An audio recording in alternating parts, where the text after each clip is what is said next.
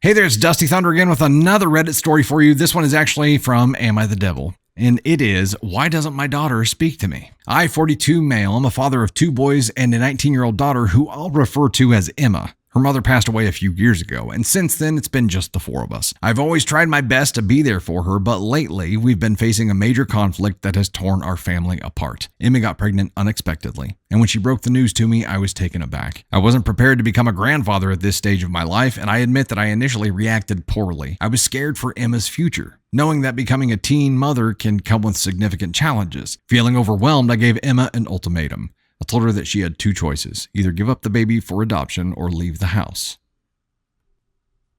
My reasoning behind this ultimatum was that I wanted what I thought was best for her and the baby. Okay, time out. So you thought what would be best for the baby would be, if she chose to keep it, that she'd be homeless living on the streets. Solid logic there, bruh. I didn't want her to struggle as a young single mother, and I believed adoption might provide the baby with a better life. Okay, so he's basically telling us here that the kicking you out of the house thing was basically just to force her into giving the baby up for adoption. Emma took her time to think things through and ultimately decided to keep the baby. She expressed to me how much she wanted to raise her child and that she believed she could handle the responsibility. She also mentioned that the idea of giving her baby away caused her immense emotional distress. After Emily made her decision, I reluctantly followed through with the ultimatum. Dude, you didn't do that. I couldn't bear the thought of her struggling, but at the same time, I couldn't force her to give up the child against her will. So with a heavy heart, I asked her to leave our home. Yeah. Since Emily left, I've been feeling incredibly guilty about my decision. She's my daughter, and I love her deeply, but I believed that I was acting in her best interest. Now I'm questioning whether I did the right thing or I should have been more supportive of her choice. Yeah, dude, this wasn't supportive at all. You kicked your daughter out. Like, where was she gonna go? Her mom passed away a few years ago. You were the person. You were the one person that she had. She was 19, and she got pregnant, so your answer was to just kick her out? Because that's gonna solve everything, Dad. It seems like... Yes, by the by, ask on one.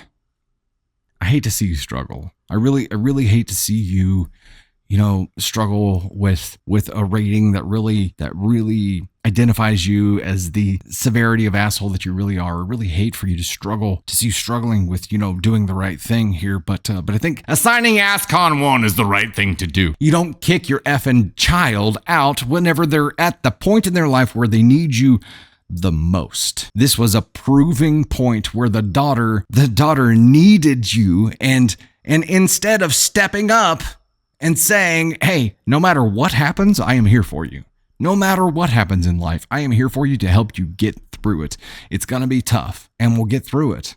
Just like when you lost your wife, OP, and you had to keep pushing forward. It was going to be tough, but you got through it. This is going to be tough too. It's not going to be as tough as losing your wife and having to trudge through with the 3 kids, the 2 boys and the 19-year-old daughter that you have. It's not going to be like that. It's going to be rewarding. It's going to be magical because now as a grandpa.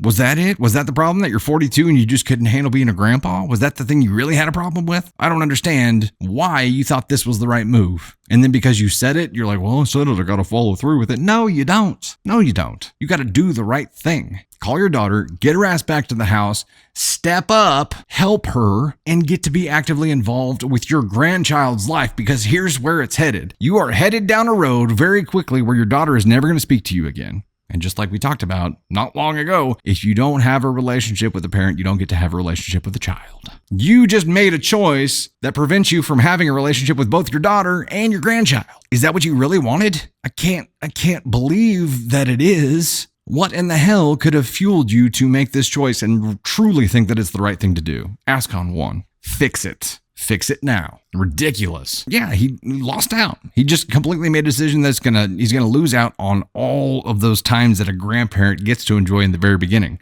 I'm a year away from being 42, and I'm nowhere near being ready to be a grandpa. We got a 2-year-old. And Caden Thunder, who, if you've been on the Wednesday lives, or you might have seen him in the recorded videos too, but Caden Thunder is 20. He'll be 21 this year. And whenever we were going through the IVF journey and discovered that Candy Thunder, that we were to a point where we could start talking about Navy Thunder being on her way. I had to have a conversation with Kate and Thunder and be like, bro, look, you do you, but I would really appreciate it if you didn't make me a grandfather and a baby dad, like a new dad, at the same time.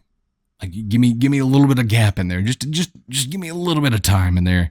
I mean, we'll do what we got to do, but I feel like having a toddler in your 40s like ages you at a rapid pace. That's why every time you guys see me, my beard is a little more white. Yeah, that's why.